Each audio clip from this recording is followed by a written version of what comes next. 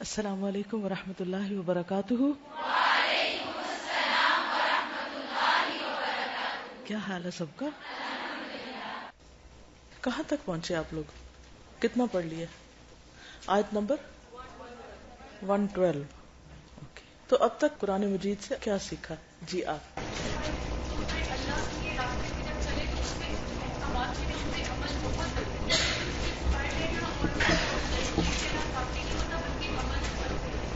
Good.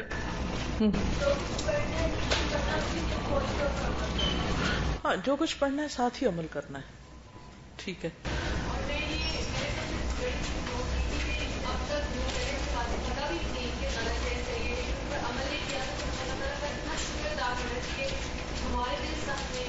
الحمدللہ، کیونکہ بنی اسرائیل کے دل سخت ہو گئے تھے.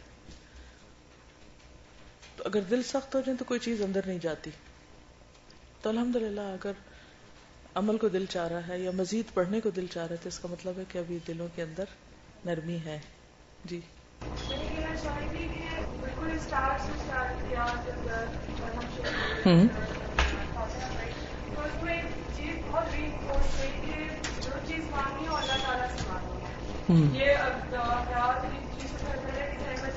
جو کچھ مانگنا ہے.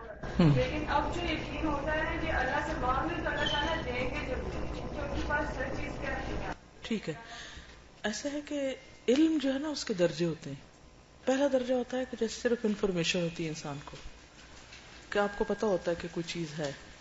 مثلاً آپ لوگ یہاں آنے سے پہلے بھی جو باتیں آپ نے یہاں آ کر سیکھی ہیں ان میں سے بہت سی باتیں آپ کو پہلے بھی پتا تو ہوں گی، کیونکہ ہم مسلمان گھرانوں میں پیدا ہوئے ہیں، ہمیں معلوم ہے یہ باتیں.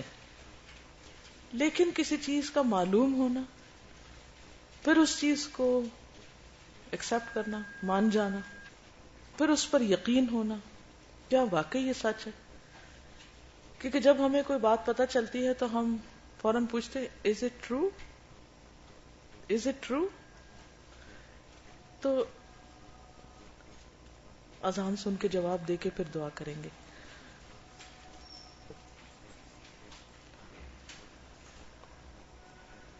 یہ تو آپ کو معلوم ہے نا کہ 2 وقت کی دعا رد نہیں ہوتی، قبول ہوتی ہے. ایک یہ کہ اذان سننے کے بعد جو اس کا جواب دے کر درود شریف پڑھ کے اذان کے بعد کی دعا پڑھ کے پھر ہم دعا مانگتے ہیں. اور دوسرا جب مجاہد صف میں کھڑا ہوتا ہے تو ایک موقع تو یہ اذان کے بعد کی دعا ہے، دوسرا یہ کہ آپ بھی اللہ کے راستے میں ہیں اور صفوں میں بیٹھے ہوئے ہیں اور ایک خاص مقصد کے لیے نکلے. تو اس موقع کو ضائع نہ کیا کیجیے. ساری دنیا کی چیزیں آنی جانی ہے، لیکن اگر اللہ تعالیٰ ہماری دعا سن لے اور ہمیں وہ مل جائے جو ہم واقعی چاہتے ہیں اپنے لیے، دنیا آخرت کی بھلائی، تو اس سے اچھا اور کیا ہو سکتا ہے. ٹھیک ہے نا. تو عموماً ہم دوسروں سے کہتے ہیں پلیز میرے لیے دعا کریں، یا جب کوئی تکلیف آتی ہے تو ہم کہتے ہیں دعا کریں، لیکن جب دعا کا وقت ہوتا ہے تو ہم خود بھی دعا نہیں کرتے. تو ہماری زندگی سے یہ جو ڈبل سٹینڈرڈز ہیں نا، یہ نکل جانے چاہیے. اگر ہم واقعی سیریس ہے دعا کرانے میں، کرنے میں، تو پھر ان موقعوں کی تلاش میں رہنا چاہیے. جب وہ موقع مل جائے تو اس کو کیا کرنا چاہیے؟ گریب کر لینا چاہیے، ہاتھ سے نہیں جانے دینا چاہیے. ایسا ہوتا ہے نا کہ جیسے کوئی چیز آپ کو پسند ہے اور آپ چاہتے ہیں کہ آپ وہ خرید لیں یا حاصل کر لیں، پھر جب وہ چیز سامنے آتی ہے بازار میں تو آپ چھوڑ دیتے ہیں. چاہے آپ کے پاس پیسے نہ ہو تو آپ دوسرے سے کہ پلیز مجھے تھوڑے سے پیسے بورو کرنے ہیں تم سے، کیونکہ مجھے وہ چیز مل گئی ہے تو میں تمہیں لوٹا دوں گی لیٹر آن، مجھے یہ چیز ضروری لینی ہے. چاہے ادھار بھی لے کے لینی پڑے ہم لے لیتے ہیں، کیونکہ پھر ہم کہتے ہیں کیا پتہ پھر ملے یا نہ ملے. تو میں یہ چانس مس نہیں کرنا چاہتی. تو دعاؤں کی قبولیت کے چانسز کو مس نہ کریں. تو ہم بات کر رہے تھے علم کے درجوں کی. پہلا درجہ ہوتا ہے صرف کسی بھی چیز کی انفارمیشن، پہچان، معرفت، جاننا، معلوم ہونا. یہ عموماً سن کر ہوتا ہے. بچہ پیدا ہوتا ہے، ماں باپ سے بہت سی باتیں سنتا ہے اور اپنے ماحول میں بہت سی چیزیں دیکھتا ہے، تو اس کو بہت سی چیزوں کی معلومات ہو جاتی. لیکن ان میں سے کچھ چیزیں ایسی ہوتی ہیں جن پر وہ یقین کرتا ہے، کچھ پہ نہیں بھی کرتا. ماں باپ بتاتے ہیں کہ دیکھو اگر تم نے نماز نہ پڑھی تو کیا ہوگا، بتاتے ہیں. کیا بتاتے ہیں؟ مجھے بھی بتائیے. آپ کے امی ابو نے کیا بتایا؟ دوزخ میں جاؤ. ٹھیک. کیا بچے اس بات کو یقین کرتے ہیں؟ کہ اگر کرتے تو کبھی نماز نہ چھوڑتے. بس اسے معلومات کی حد تک لے لیتے ہیں. تو ہم میں سے بہت سے لوگوں کا علم بس معلومات کی حد تک ہوتا ہے، ہم نے سنی سنائی باتیں ہوتی ہیں لیکن ہمارا اس پہ یقین نہیں ہوتا. اگلا درجہ وہ ہوتا ہے کہ جس میں ہمیں یقین آ جاتا ہے. اب معلومات تو آپ کسی کتاب کو پڑھ کے بھی حاصل کر لیتے ہیں، لیکن علم یقینی کے لیے کچھ اور شرائط بھی ہیں کہ جب انسان کو پوری طرح کانفیڈینس ہو جائے اس چیز پر، ٹرسٹ بلڈ ہو جائے کہ ہاں یہ جو بات کہے گی یہ بالکل سچی بات ہے، اور پھر انسان اس چیز کو چھوڑتا نہیں. یہاں آ کر ایک خاص ماحول میں اپنی آنکھوں کے سامنے قرآن رکھ کر جو چیز آپ پڑھتے اور سنتے ہیں اس کا فائدہ کیا ہوتا ہے کہ آپ کو علم یقینی حاصل ہوتا ہے. مثلا آپ کسی لیکچر میں جاتے ہیں، کوئی اسکالر آیا کہیں سے، کوئی انٹرنیٹ سے سنا، کہیں آپ نے بہت سی باتیں سن لی، وہ آپ صرف ایک معلومات کی حد تک لیتے ہیں. لیکن جب کتاب آپ کے ہاتھ میں ہوتی ہے، آپ کی آنکھیں بھی دیکھ رہی ہوتی ہیں اور آپ کے کان بھی سن رہے ہوتے ہیں اور آپ لوگوں کو بھی دیکھ رہے ہوتے ہیں جو اس پر عمل کر رہے ہیں، تو پھر کیا حاصل ہوتا ہے؟ علم یقینی حاصل ہوتا ہے. اور خاص طور پر ان لوگوں سے پڑھ سن کر جو اس پہ عمل کر رہے ہیں، پھر یقین کا درجہ حاصل ہوتا ہے. کیوں؟ اس لیے کہ آپ کو یہ یقین آ جاتا ہے کہ جو مجھے بتا رہا ہے وہ خود بھی کر رہا ہے، اس کا مطلب بات ٹھیک ہوگی. مثلا میں آپ کو کہوں کہ پڑھیں اور خود میں پڑھنے کے وقت نہ پڑھوں تو میری بات کا آپ یقین کریں گے؟ نہیں کریں گے. آپ کہیں گے اگر اتنی اچھی بات ہوتی جو آپ ہمیں بتا رہی تو آپ خود بھی کر رہی ہوتی اس کو. تو اس لیے جو تقوی والے عالم ہوتے ہیں یا عمل والے عالم ہوتے ہیں ان کی بات کا اثر زیادہ ہوتا ہے. ان کی مجلس اور صحبت میں بیٹھ کر علم یقینی حاصل ہوتا ہے. پھر انسان کا عمل بدلتا ہے اور عمل کرنے کو دل چاہتا ہے، ایک اسٹرینتھ ملتی. اور یہ صرف عالموں کی نہیں، اچھے لوگوں کی صحبت اور یہ جو آپ کی کمپنی ہے نا ایک دوسرے کی. مثلا آپ نے بھی ایک بات سنی، آپ کی دوست نے بھی سنی، جب دوست نے کرنا شروع کیا تو آپ نے بھی کیا کیا؟ اس ماحول کے اثر سے کرنا شروع کر دیا نا. کیوں؟ کیا آپ کے سامنے اور کر رہے ہیں، اس کا مطلب ہے اٹ از ڈویبل، یہ کیا جا سکتا ہے. آپ کہتے ہیں اگر وہ کر سکتی تو میں کیوں نہیں کر سکتی؟ تو یہ علم یقینی عمل کے لیے بہت ضروری ہوتا ہے. پھر کچھ علامات ایسی ہوتی ہیں، کچھ شاعر ایسے ہوتے ہیں، کچھ زندگی میں واقعات ایسے ہوتے ہیں کہ جن سے انسان کا جو علم حاصل کیا ہوا اس کے مطابق جب کوئی چیز ہو جاتی ہے تو اس کا یقین اور بڑھ جاتا ہے. مثلا آپ نے ایک حدیث سنی کہ صدقہ کرنے سے مال کم نہیں ہوتا. ابھی تک یہ صرف ایک علم ہے، لیکن پھر آپ نے کیا کیا؟ صدقہ کیا، اور اس کے بعد آپ کو اتنا یا اس سے زیادہ واپس مل گیا، تو آپ کو یقین بڑھے گا نا کہ اوہ یہ تو میں نے پڑھا تھا اور واقعی ایسا ہوتا ہے. تو اس تجربے سے گزر کر آپ کا وہ علم یقینی ہو گیا. اسی لیے بہت سے سائنسز یا بہت سے علوم جب ہم پڑھتے ہیں تو اس میں ہم صرف تھیوری نہیں پڑھتے، اس کے ساتھ اس کے پریکٹیکل بھی کرتے ہیں. جب وہ پریکٹیکل، مثلا اگر آپ کو ٹیچر یہ بتاتی جائے کہ H2O سے کس کا فارمولا ہے؟ پانی کا، تو جب وہ لیبارٹری میں آپ کو ایک ڈیمونسٹریشن کر کے دکھاتے ہیں تو کیا ہوتا ہے؟ علم یقینی حاصل ہو جاتا ہے نا. پہلے آپ نے سنا تھا، اب آپ نے دیکھ بھی لیا. اسی لیے تیسرا درجہ جو ہوتا ہے وہ پھر حق الیقین کا ہوتا ہے. ٹھیک ہے، علم الیقین، عین الیقین اور حق الیقین. علم الیقین میں یعنی سنی سنائی باتیں، پھر عین الیقین میں دیکھی ہوئی، اور حق الیقین میں جب آپ اس کے اوپر واقعی عمل کر کے آپ پوری طرح دل ٹک جاتا ہے. یہ وہ مرحلہ اور یہ وہ درجہ ہوتا ہے کہ جس میں انسان پھر قربانی کے لیول پہ آ جاتا ہے، پھر کسی بھی قیمت پر اس کو چھوڑنا نہیں چاہتا کیونکہ اس میں اس کو مزہ آنے لگتا ہے. پھر وہ کہتا ہے کہ سچ یہی ہے. حق کو جب انسان پا لیتا ہے، جب حق کا مزہ چکھ لیتا ہے، تو پھر وہ ناحق کی طرف، باطل کی طرف، اللہ کی ناراضگی کی چیزوں کی طرف نہیں لوٹتا کیونکہ اس کو حق مل چکا ہے. تو جو انسان اس راستے پہ آگے بڑھتا ہے اس کا علم بڑھتا چلا جاتا ہے. اذان سے پہلے ہم ایک بات کر رہے تھے، عام طور پر جب ہم بچوں کو کوئی چیز بتاتے ہیں نا کہ اگر آپ ایسا کریں گے تو اس کا یہ فائدہ ہوگا، اتنا ثواب آپ کو ملے گا، تو فوراً کہتے ہیں از اٹ ٹرو؟ واقعی ایسا ہو سکتا ہے؟ مثلا حرم میں ایک نماز کا ثواب کتنا ہے؟ 1,00,000 نماز کے برابر. ہم دن میں کتنی نمازیں پڑھتے ہیں؟ 5. مہینے میں کتنی پڑھتے ہیں؟ 150. ہم خواتین تو اس میں سے کچھ مائنس بھی کر دیتی ہیں. ہم 150 نہیں پڑھ پاتے, کم ہو جاتی ہیں ہماری. سال میں کتنی ہوئی؟ تقریباً 1825 نمازیں ہوتی ہیں. ٹھیک ہے, 1,00,000 کب بنے گی؟ اب یہ کیلکولیشن کر کے بتائیے. 100,000 نمازیں کتنے سال میں ہوں گی؟ پورے سال میں ہم اگر ایک نماز بھی مس نہیں کریں تو تقریباً 55 سال میں 55 ایئرز جو شخص روزانہ نماز پڑھے وہ تقریباً 1,00,000 نمازیں پڑھتا ہے. پہلے 10 سال تو ہم ویسی پابندی نہیں کرتے. اس کا مطلب یہ ہے کہ جس شخص نے 65 ایئرز کی عمر پائی اور کوئی نماز مس نہیں کی, گویا اس نے 1,00,000 نمازیں پڑھی زندگی میں. پھر اسی طرح یہ ہے کہ بعض اوقات ہم یہ سوچتے رہتے ہیں اچھا یہ خرید لیں, یہ بنا لیں, پھر اللہ کے گھر جائیں گے. میں سمجھتی ہوں اگر ایک دن کا بھی جانا نصیب ہو, ایک نماز پڑھنی بھی نصیب ہو جائے تو اس کو بھی غنیمت سمجھے. تو میں نے اس کی جب کیلکولیشن کی تو اندازہ ہوا کہ جو نمازیں ہم 55 سال میں پڑھ سکتے ہیں ان سب کا اجر بیت اللہ میں ادا کی ہوئی ایک نماز سے مل جاتا ہے. تو اس پر بھی جتنا ہم اللہ کا شکر ادا کریں اتنا ہی کم ہے کہ اس نے ہمارے لیے نیکی کے مواقع رکھے ہیں, جگہ رکھی ہیں.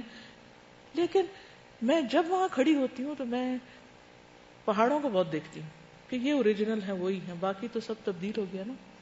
کہتے حضرت حاجرہ کیا سوچتی ہوں گی جب ان کو یہی پہاڑ نظر آتے ہیں. پھر میں دھوپ میں کھڑے ہو کر دیکھتی ہوں, اچھا وہ ان کو کیسی دھوپ لگتی ہوگی. پھر جب صفا مروہ سے گزرتے ہیں تو پھر سوچتی ہوں کہ وہ کیا سوچ کے یہاں کس طرح گزر رہی ہوگی. اللہ نے اس جگہ میں ایک نماز کا ثواب 1,00,000 رکھا کس لیے؟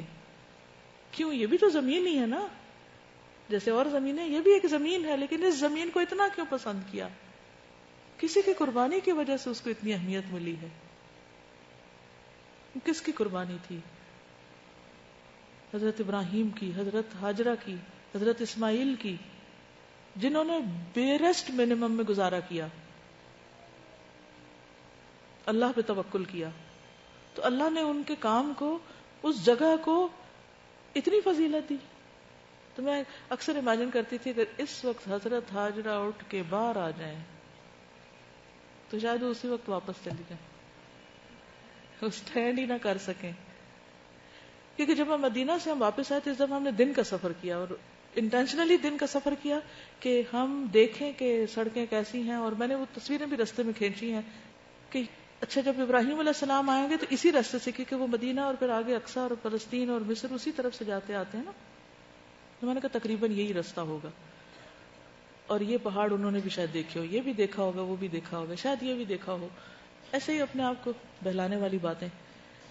تو میں سوچ رہی تھی کہ گاڑی میں بھی فاصلہ ختم ہونے میں نہیں آ رہا, وہ پیدل آ رہے ہوں گے یا جس بھی چیز پہ ہوں گے, تو ان کو ڈیسٹینیشن کا کیسے پتا چلا ہوگا کہ اس پہاڑ کی اس وادی میں اللہ ہی نے بتایا ہوگا یہاں تک آنا ہے.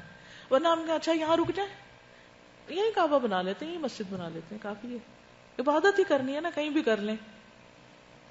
لیکن نہیں, یہ ایک جگہ ہے, اس کو اللہ نے چنا ہے.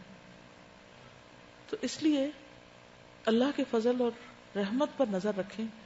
جتنی بڑی کسی کی قربانی ہوتی ہے اتنا بڑا اس کا اجر ہوتا ہے. اور یہ سب اخلاص کے ساتھ آتا ہے, لالچ کے ساتھ کچھ بھی نہیں ملتا, پہلا بھی جاتا ہے.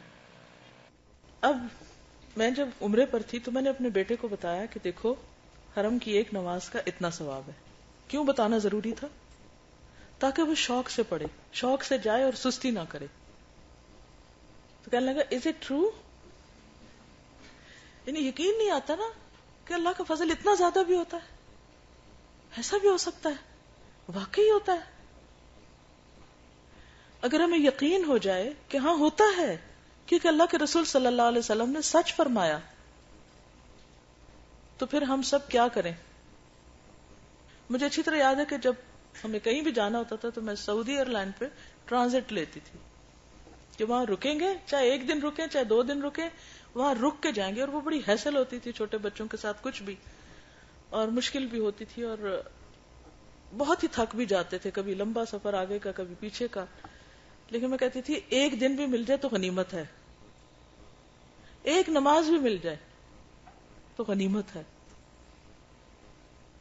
لیکن کتنے لوگ ایسے بھی ہیں کہ جو نماز کے وقت پہ اور ادھر ادھر کے کام وہاں بھی کر رہے ہوتے ہیں, تو دیکھ کے انتہائی رنج ہوتا ہے. اصل میں اللہ کی رحمت بہت وسیع ہے, ہمارے دل بہت چھوٹے ہیں, ہماری سوچ بہت چھوٹی, اس کی وسعت ہماری سوچ سے کہیں بڑی. وسع کرسیہ السماوات والارض. اسی طرح ایک حرف پڑھنے کا کتنا اجر ہے؟ 10 نیکیاں. یقین ہے اس بات پہ؟ کیونکہ اللہ کے رسول صلی اللہ علیہ وسلم فرمایا الف لام میم کتنا اجر ہوا؟ 30.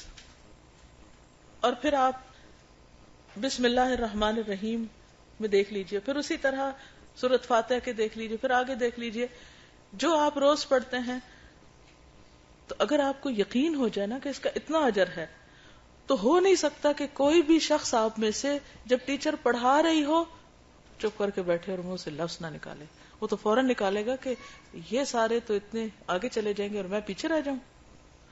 وہ کسی قیمت پہ چھٹی نہ کرے, وہ گھر جا کے اپنا سبق ریوائز کرنے میں سستی نہ کرے, کیونکہ اس کو یقین ہوگا کہ مجھے اس کا اتنا اجر لازماً مل کے رہے گا.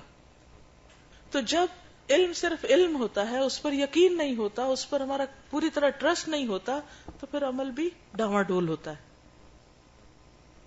تو کیا آپ کو اس بات پر یقین ہے کہ جو کام آپ کر رہے ہیں یہ کوئی اچھا کام ہے, کچھ فائدہ ہوگا اس کا؟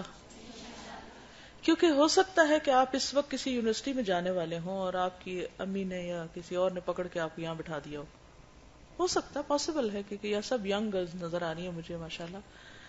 تو ظاہر آپ عمر کے اس حصے میں ہیں جہاں آپ کے پروفیشن, آپ کی ڈگریز, آپ کی بہت اور چیزیں کہ جن کو آپ نے پوسٹ پون کیا, تھوڑا ڈیلے کیا, تھوڑا ٹائم نکالا 1 سال اس کام کے لیے. اور ہو سکتا ہے کہ آپ کی فرینڈز, آپ کے ساتھی جو پروفیشن میں آگے نکل جائے, آپ کو تھوڑا پیچھے دیکھیں, چھوٹا دیکھیں کہ یہ کیا کر رہے ہیں, یہ پیچھے رہ گئے. اور شیطان آپ کے دل میں بھی وسوسہ ڈالے کہ ہاں ہم پیچھے رہ گئے, لیکن پیچھے نہیں رہ رہے. ہر روز ہفتے کے 6 دن آپ جتنا ماشاءاللہ قرآن پاک یہاں پڑھتے ہیں, پھر گھر جا کے پڑھتے ہیں, اگر آپ اچھی نیت کے ساتھ پڑھ رہے ہیں تو آپ اس سے کہیں زیادہ فائدے میں ہیں جو لوگ کچھ حاصل کریں. میں نہیں کہتی کہ وہ ڈگری نہ لیں یا نہ پڑھیں, اس کو بھی پڑھیں, لیکن یہ کیوں نہ پڑھیں, آخر قرآن کیوں نہ پڑھیں, اس میں بے شمار فائدے ہیں. لیکن ایک بہت بڑا فائدہ یہ ہے کہ بہت زیادہ اجر و ثواب کا باعث ہے, جس کی ہمیں دنیا میں تو اتنی ضرورت نہیں محسوس ہوتی, لیکن آخرت میں انسان ایک ذرے برابر بھی نیکی کو ترسے گا. تو کہاں ایک حرف پڑھنے پہ جو 10 مل جائے تو بڑی غنیمت ہے اس کے لیے, بہت بڑی خوش قسمتی ہے. اور اگر سمجھ کر پڑھے, غور و فکر کر کے پڑھے تو اور بھی زیادہ اجر و ثواب ہے. اور جب اگلا رمضان آئے تو انشاءاللہ جب آپ کھڑے ہوں تراویح سننے کے لیے, یا اللہ آپ سب کو حرم لے جائے, تو وہاں پر آپ کھڑے ہوں اور امام پڑھ رہا ہو تو آپ کو سارا سمجھ آ رہا ہو, تو دل کی دنیا ہی بدل جاتی ہے. دنیا کی چھوٹی چھوٹی چیزیں اتنی حقیر لگتی ہیں, انسان سوچتا ہے اچھا میں ان چیزوں کے پیچھے دوڑ رہا ہوں, ان چیزوں کے پیچھے لڑائی کرتا ہوں, ان چیزوں کے پیچھے رشتے کاٹ دیے, ان کی کیا ویلیو ہے. جی آپ فرمائیے.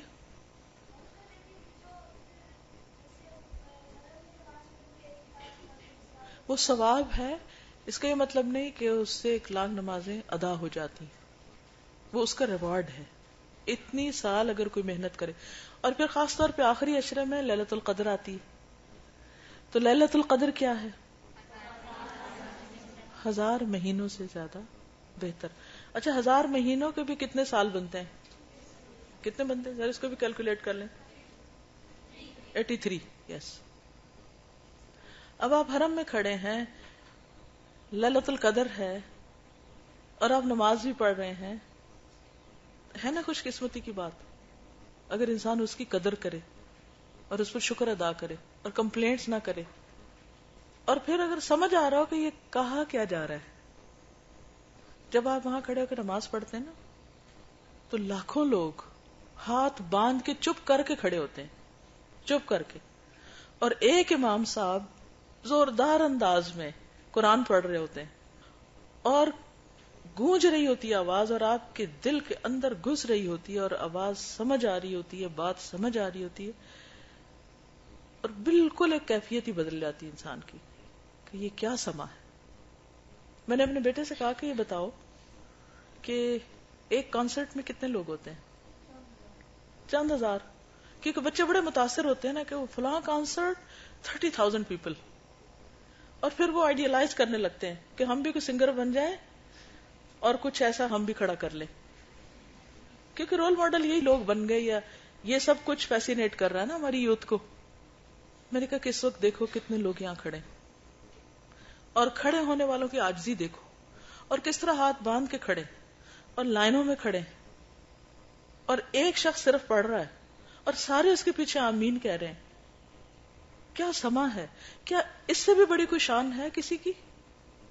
ہم سب کے اندر گانے کا ایک شوق ہوتا ہے، ہم سب کو اچھی آوازیں پسند آتی ہیں، ہم سب دل چاہتا ہے کچھ گنگنائیں، لیکن جو کچھ عموماً لوگ گاتے ہیں اس گانے کے الفاظ کے اوپر اگر آپ ان کو انالائز کرنا شروع کریں، ان کی تشریح کرنے لگیں، اس کی تفسیر کریں ذرا کسی بھی گانے کی، تو بعض اوقات بالکل یوز لیس باتیں ہوتی ہیں، بالکل بے حقیقت.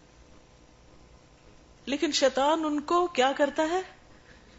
اتنا خوبصورت بنا کے پیش کرتا ہے کہ لوگ سمجھتے ہیں کہ بس ادھر ہی مر مٹ جائیں. وہ قرآن پاک میں آتا ہے نا کہ زین لہم الشیطان اعمالہم فصدہم عن السبیل، شیطان نے ان کے اعمال خوبصورت بنا دیے ہیں، مزین کر دیے ہیں، اور ان کو سیدھے رستے سے روک دیا ہے. یہ ساری چیزیں انسان کو اصل رستے سے روک دیتی ہیں. دل پہ حجاب آ جاتا ہے، پھر انسان کا دل کے اندر نفاق آ جاتا ہے، اللہ کی طرف بڑھنے کو دل نہیں چاہتا، کیونکہ وہ چیزیں انسان کے پاؤں پکڑ لیتی ہیں. انسان اس دلدل میں پھنسا ہوا ہوتا ہے، حالانکہ اس کو پتا ہوتا ہے کہ منزل کہیں اور ہے میری، مگر اسے نکل بھی نہیں پاتا، وہ سب چھٹتا بھی نہیں. کتنے لوگ میوزک کے ایڈکٹڈ ہوتے ہیں، ایڈکٹڈ، لٹرلی ایڈکٹڈ. وہ کھا رہے ہیں، وہ پی رہے ہیں، وہ پڑھ رہے ہیں، وہ چل رہے ہیں، وہ گاڑی میں، وہ گھر میں، وہ واش روم میں، وہ کہیں بھی ہیں، وہ سو رہے ہیں، وہ جاگ رہے ہیں، کان بند ہے. سم بکمن عمیون، جواب نہیں دیتے. بالکل بچوں کو پکارے تو جواب نہیں دیتے، لٹرلی سم بکمن عمیون ہو جاتے ہیں. تو میں تھوڑا سا کمپیریزن اس کو کر کے دکھا رہی تھی کہ یہ جو کچھ یعنی امام اس وقت جو پڑھ رہے ہیں، اور جس طرح یہ آواز گونج رہی ہے ہر طرف، اور جس طرح لوگ کھڑے ہیں اور جس طرح سن رہے ہیں، اور بڑے بڑے مرد رو رہے ہیں، جن کو سمجھ آتا ہے وہ روتے ہیں، ہچکیاں لگی ہوئی. یعنی کہ اس دفعہ جو میں نے ایکسپیرینس کیا مردوں کا رونا میں نے سنا ہے کہ بڑے بڑے سمجھدار لوگ جیسے دھاڑے مار کے روتے ہیں نا، ایسے روتے تھے قرآن سن کر. تو یہ چیز دنیا کی کسی بھی اور جگہ نہیں آپ کو مل سکتی، ہے ہی نہیں. تو یہ قرآن جو آپ پڑھ رہے ہیں اور جو کچھ آپ سیکھ رہے ہیں، اس میں اگر آپ ایکسیلنس کے لیول پہ جاتے ہیں، اور اگر آپ کو ایسا پڑھنا آتا ہے کہ آپ پڑھیں اور دوسروں کے علم یقینی میں اضافہ ہو، تو دنیا کا بھی فائدہ ہے، آخرت کا بھی فائدہ ہے. تو کبھی بھی جو آپ پڑھ رہے ہیں، جو آپ کر رہے ہیں، اس کو چھوٹا نہ سمجھے، اس کو حقیر نہ سمجھے. اس میں تکبر کی بھی ضرورت نہیں، لیکن اس کو حقیر نہ سمجھے. کبھی اپنے اندر احساس کمتری نہیں پیدا ہونے دیں کہ پتہ نہیں ہم ٹھیک بھی کر رہے ہیں یا نہیں، پتہ نہیں میں نے صحیح ڈیسیژن لیا بھی ہے یا نہیں. جتنا جلدی ہو اتنا زیادہ بہتر ہے. جتنا ارلی ایج میں آپ نے کیا اتنے سال آپ نے گین کر لیے. مثلا جو بات آج آپ کو پتہ چل رہی ہے، اگر یہی بات 1 سال بعد پتہ چلے اور 1 سال بعد آپ عمل شروع کریں، تو کیا آپ کے عمل میں کچھ کمی ہوگی یا نہیں؟ ہوگی نا. بہت دفعہ میں نے سنا ہے کہ جو خواتین بڑی عمر کی ہو جاتی ہیں وہ روتی ہیں اس بات پر کہ ہمیں اتنی دیر سے کیوں پتہ چلا، اور چھوٹی بچیوں کو دیکھ کے خوش ہوتی ہیں کہ تم لوگ لکی ہو، خوش قسمت ہو کہ جلدی پتہ چل رہا ہے تمہیں یہ سب کچھ، تم ابھی سے سٹارٹ لے لو گے. the earlier the better.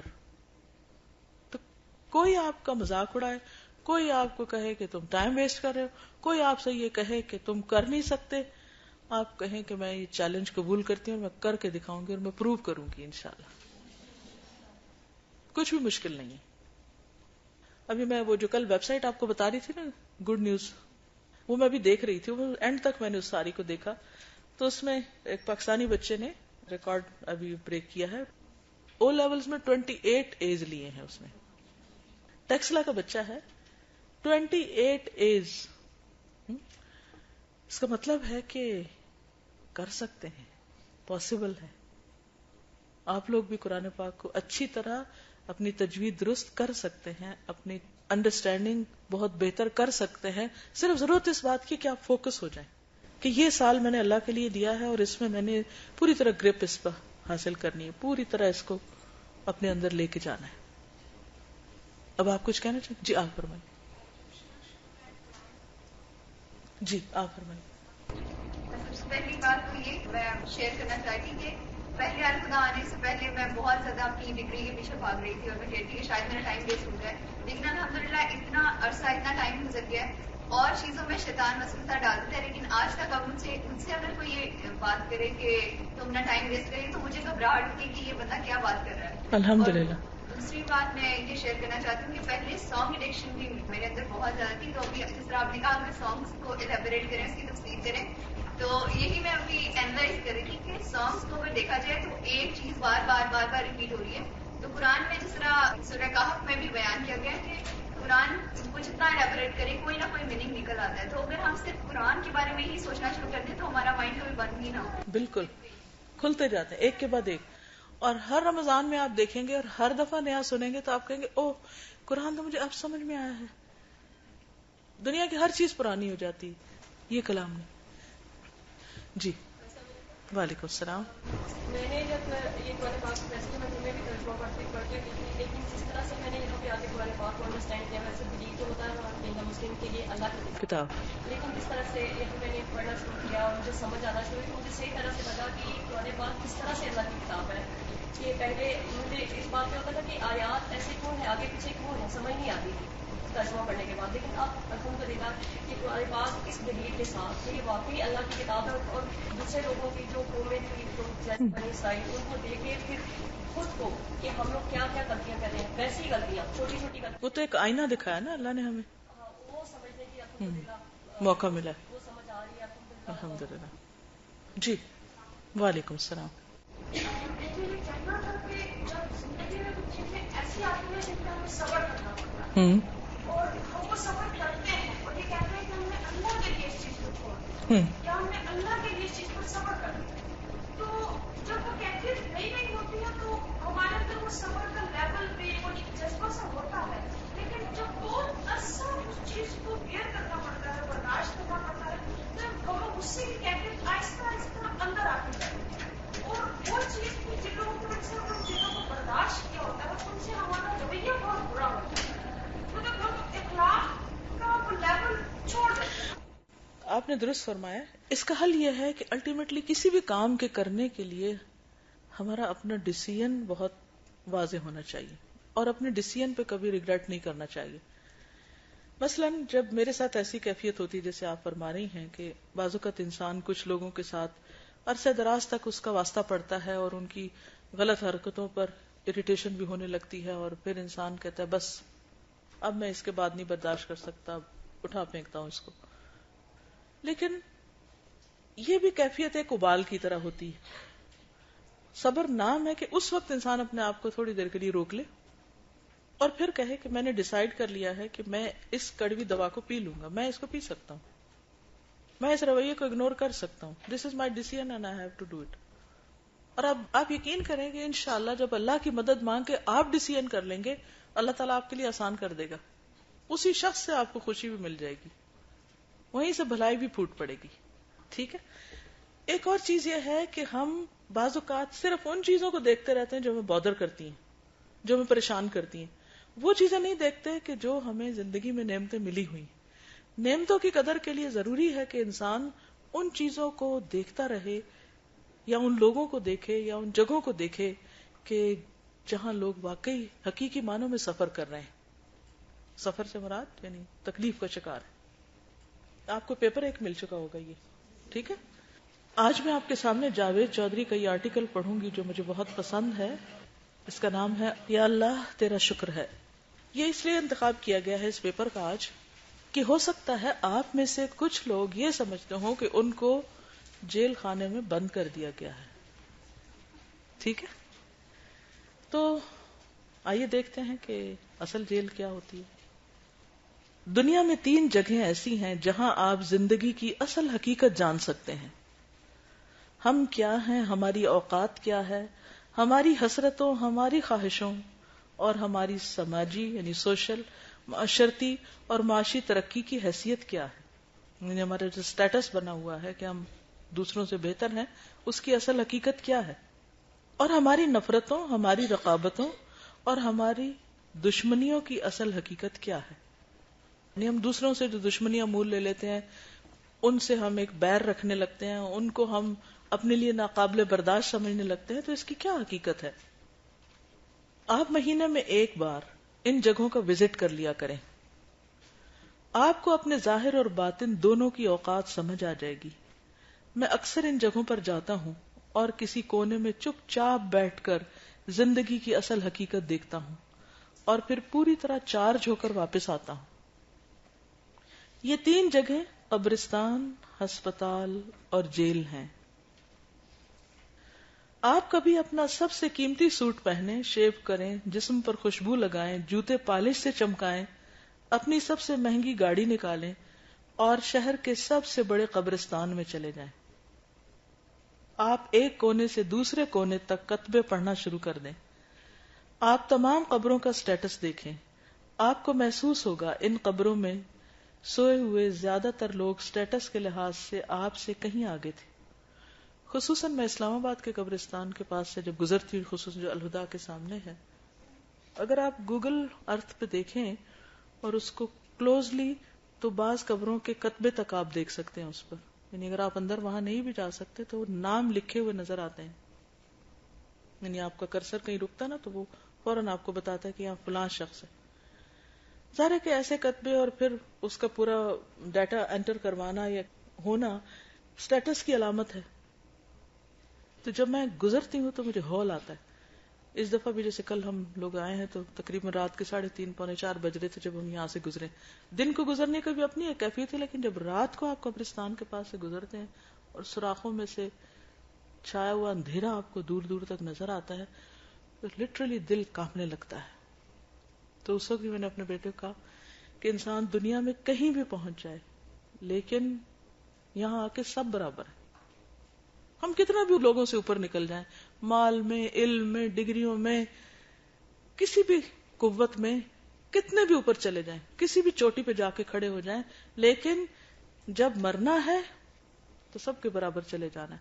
ہاں، فرق اگر ہوگا تو کس چیز سے ہوگا؟ اللہ کے تقوی سے، کہ کس کے دل میں اللہ کا ڈر کتنا تھا اور اس نے اطاعت کتنی کی. تو ایک کونے سے دوسرے کونے تک کتبے پڑھنا شروع کریں. آپ تمام قبروں کا سٹیٹس دیکھیں. آپ کو محسوس ہوگا ان قبروں میں سوئے ہوئے زیادہ تر لوگ سٹیٹس کے لحاظ سے آپ سے کہیں آگے تھے. یہ لوگ آپ سے زیادہ مہنگے سوٹ پہنتے تھے، دن میں 2 بار شیو کرتے، ان کے پاس زیادہ مہنگی پرفیومز تھی، یہ اطالوی یعنی اٹالین جوتے خریدتے تھے، اور ان کے پاس آپ سے زیادہ مہنگی اور لگژری گاڑیاں تھیں. لیکن آج یہ مٹی میں مل کر مٹی ہو چکے ہیں اور قبر کا کتبہ ان کی واحد شناخت رہ گیا ہے. آپ کو محسوس ہوگا یہ لوگ رتبے، اختیار اور تکبر میں بھی آپ سے بہت آگے تھے. مکھیاں بھی ان کی ناک پر بیٹھنے سے پہلے 100 بار سوچتی تھی. ہوائیں بھی ان کے قریب پہنچ کر محتاط ہو جاتی تھی، اور یہ کبھی اس زمین، اس ملک اور اس سسٹم کے لیے ناگزیر سمجھے جاتے تھے. لیکن پھر کیا ہوا؟ ایک سانس ان کے پھیپھڑوں سے باہر نکلی اور واپس جانے کا راستہ بھول گئی، دوبارہ سانس نہ لے سکے. اور اس کے بعد یہ لوگ دوسروں کے کندھوں پر سفر کرتے ہوئے یہاں تک پہنچے اور زندگی انہیں فراموش کر کے واپس لوٹ گئی. اور اب ان کا مرتبہ، ان کے اختیارات اور ان کا تکبر اور ان کی ناگزیریت 2 فٹ کے کتبے میں سمٹ کر رہ گئی. آپ قبرستان کی شکستہ یعنی ٹوٹی ہوئی قبر کے سرہانے بیٹھ جائیں، اپنے ارد گرد پھیلی قبروں پہ نظر ڈالیں اور اپنے آپ سے سوال پوچھیں، میرے پاس کتنا وقت باقی ہے؟ آپ کو اس سوال کے جواب میں تاریکی، سناٹا اور بے بسی کے سوا کچھ نہیں ملے گا. آپ اسی طرح کبھی کبھی ہسپتالوں کا چکر بھی لگا لیا کریں. آپ کو وہاں اپنے جیسے سینکڑوں ہزاروں لوگ ملیں گے. سوچئے کسی بھی ہسپتال کے بارے میں جسے آپ نے ریسنٹلی وزٹ کیا ہو. کیسے لوگوں کا ہجوم ہوتا ہے. یہ لوگ بھی چند دن چند گھنٹے پہلے تک آپ کی طرح دوڑتے بھاگتے لپکتے اور شور مچاتے انسان تھے. یہ بھی آپ کی طرح سوچتے تھے کہ یہ زمین پر ایڑی رگڑیں گے تو تیل کے چشمے پھوٹ پڑیں گے. ان کا بھی خیال یہ تھا کہ یہ پاؤں مار کر زمین دہلا دیں گے، اور ان کو بھی یہ گمان تھا کہ دنیا کا کوئی وائرس، کوئی جراثیم اور کوئی دھات انہیں نقصان نہیں پہنچا سکتی. لیکن پھر ایک دن زندگی ان کے لیے عذاب بن گئی. ان کے پاؤں، ان کے ہاتھ، ان کی آنکھیں، ان کے کان، ان کے جگر، ان کا دل، ان کا دماغ اور ان کے گردے ان کے ساتھ بے وفائی کر گئے. عام طور پہ لوگ کہتے ہیں نا کہ ان کا کڈنیز فیل ہو گئی، دل بند ہو گیا ہے، دماغ میں سٹروک ہو گیا ہے، لیور نے کام کرنا چھوڑ دیا ہے، اور یہ اپنے ٹھنڈے گرم محلوں سے نکل کر ہسپتال کے بدبودار کوریڈورز کے مسافر بن گئے. کتنا بھی اچھا ہسپتال ہو لیکن اس کی اپنی ایک بو ہوتی، جو وزٹ کر کے آتے ہیں ان کے کپڑوں میں بھی گھس جاتی. آپ ہسپتالوں کی پرائیویٹ وارڈ اور مہنگے پرائیویٹ ہسپتالوں کا چکر ضرور لگایا کریں. آپ کو وہاں وہ لوگ ملیں گے جو مہنگے سے مہنگا ڈاکٹر اور قیمتی سے قیمتی ترین دوا خرید سکتے ہیں، لیکن اس کے باوجود یہ بے بسی کے عالم میں ہسپتالوں میں پڑے ہیں. کیوں؟ آپ نے کئی دفعہ سنا ہوگا فلاں شخص 1 ہفتے سے کومے میں ہے، فلاں شخص اتنے دن سے ہوش میں نہیں آ رہا، فلاں شخص وینٹیلیٹر پہ ہے. سنتے رہتے ہیں، ہم سب نے یہ باتیں سنی ہے نا، اور ہم سوچتے ہیں کہ ان کے ساتھ ہے، شکر ہے ہمارے ساتھ نہیں، اور پھر ہم اپنی اسی دنیا میں مست ہو جاتے ہیں. کیونکہ انسان ڈاکٹر اور دوا تو خرید سکتا ہے لیکن شفا نہیں. اور یہ لوگ قدرت کے اس قانون کے قیدی بن کر ہسپتالوں میں پڑے ہیں. آپ مریضوں کو دیکھیں، پھر اپنے آپ کو دیکھیں، اللہ کا شکر ادا کریں، اور صحت کی اس مہلت کو مثبت یعنی پازیٹو طریقے سے استعمال کریں. جو وقت آپ کو ملا ہے زیادہ سے زیادہ اچھے کام میں لگائیں. آپ جیلوں کا چکر بھی لگایا کریں. آپ کو وہاں ایسے سینکڑوں ہزاروں لوگ ملیں گے جو کبھی آپ کی طرح آزاد پھرتے تھے. یہ رات کے 3 بجے کافی پینے نکل جاتے تھے. یہ سردیوں کی یک ٹھنڈی راتیں اپنے نرم اور گرم بستر پر گزارتے تھے.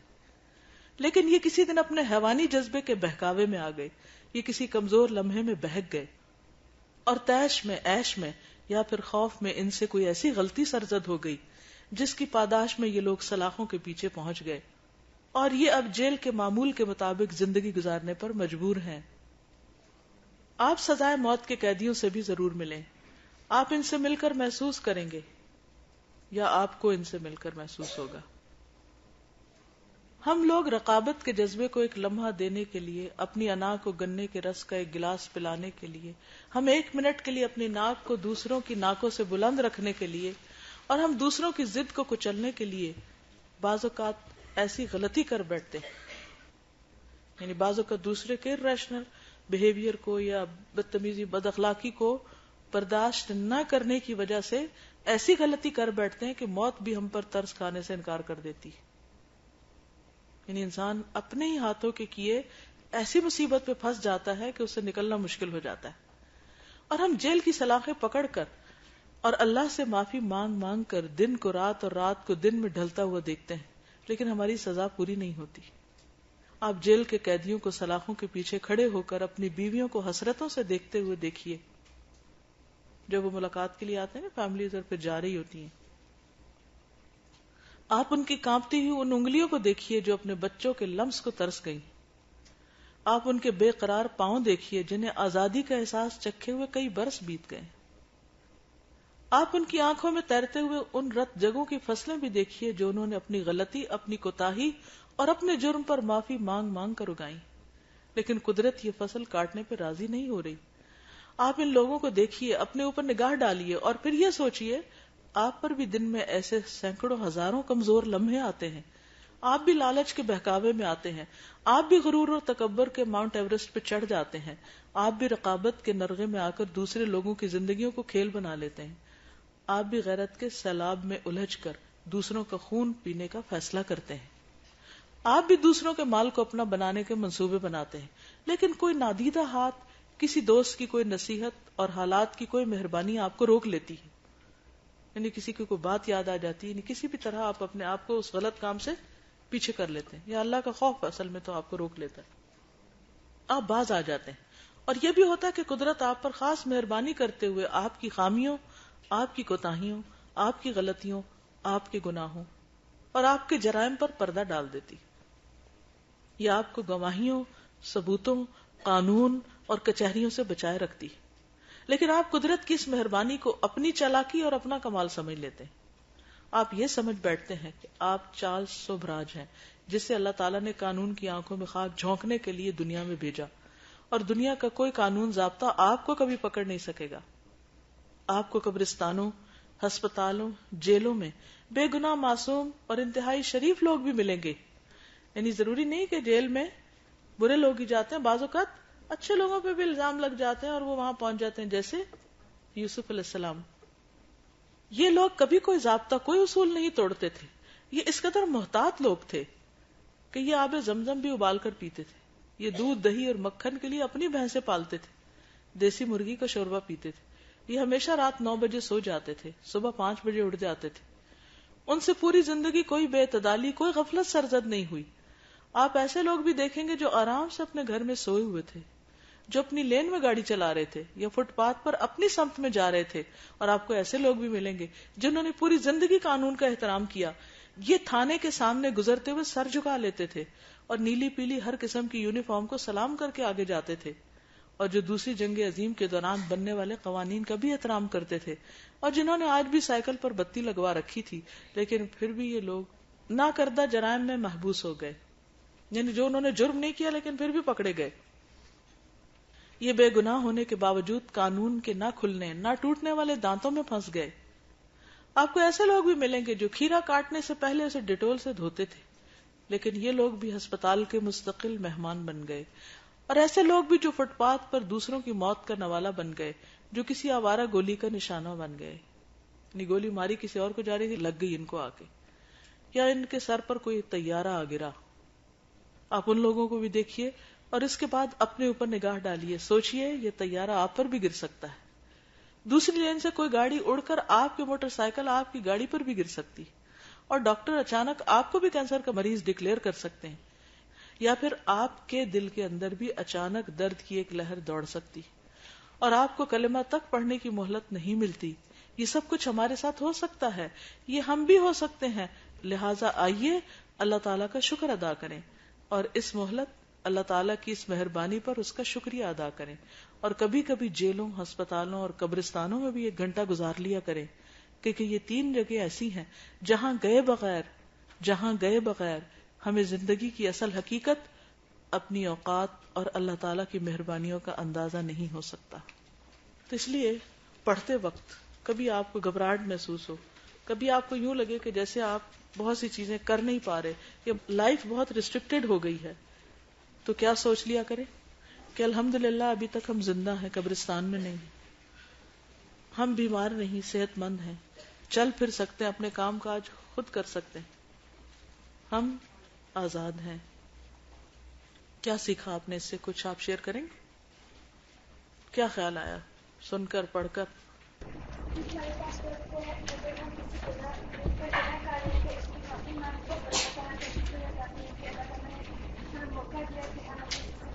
بالکل. اپنے اس وقت سے، اپنے آج سے، اس لمحے سے بھرپور فائدہ اٹھائیں. ٹھیک ہے، لکھ لیجئے سبق کو.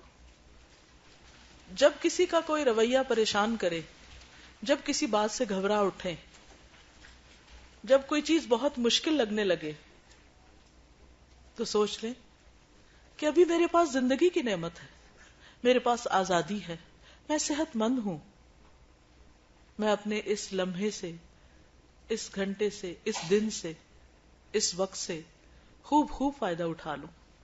جب آپ مثبت کام شروع کریں گے تو انشاءاللہ منفی سوچیں دور ہو جائیں گی. جب شکر کے جذبات پیدا ہوں گے اور ناشکری دور ہوگی تو دل کو قرار آ جائے گا، اللہ کے فیصلوں پہ راضی ہو جائیں گے. جی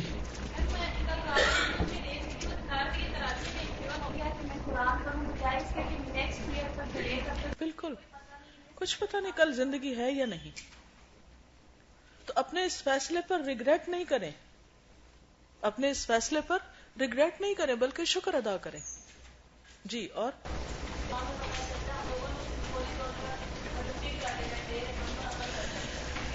بالکل موت کا وقت مقرر ہے اور ہم زوال ہی کی طرف جا رہے ہیں، آہستہ آہستہ اسی کی طرف بڑھ رہے ہیں. حدیث بھی ہے نا کہ نبی صلی اللہ علیہ وسلم نے فرمایا کہ دو نعمتیں ایسی جس سے اکثر لوگ غافل ہیں، صحت اور فراغت. اور فراغت کی. جی ہاں، نبی صلی اللہ علیہ وسلم نے فرمایا کہ دو نعمتیں ایسی جس سے اکثر لوگ غافل ہیں، صحت اور فراغت.